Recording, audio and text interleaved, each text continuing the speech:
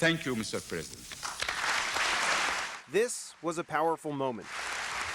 In the East Room of the White House, 3 world leaders signed a framework for peace. The Camp David Conference should be renamed.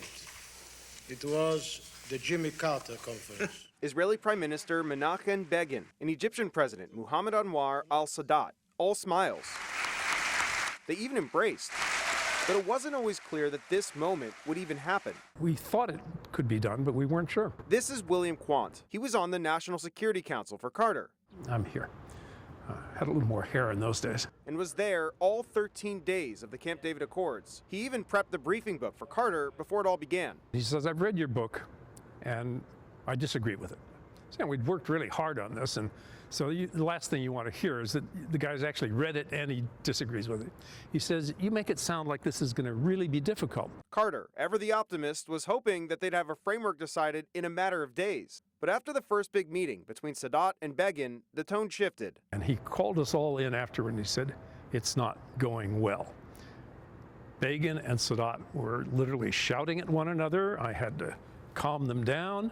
In fact, from that moment on, they kept the 2 world leaders apart from each other, going through 23 drafts in 13 days, focused on finding a solution. Once we got down to business, nobody left, nobody had cell phones, nobody could communicate with the outside world.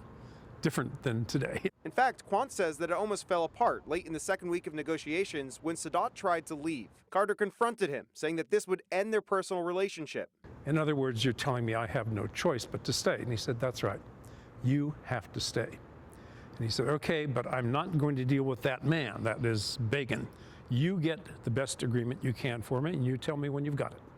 So he put all of his cards into Carter's hands. I thought that was an amazing moment. But even on the final day of the Accords, nobody was completely sure that the world leaders would sign. In the end, though, My friend President Sadat and I signed the peace treaties. a landmark accord was sketched into history, a moment that Quandt says he'll never forget. This was central to who I am today. In Washington, D.C., I'm Evan Kozlov. Negotiate peace treaties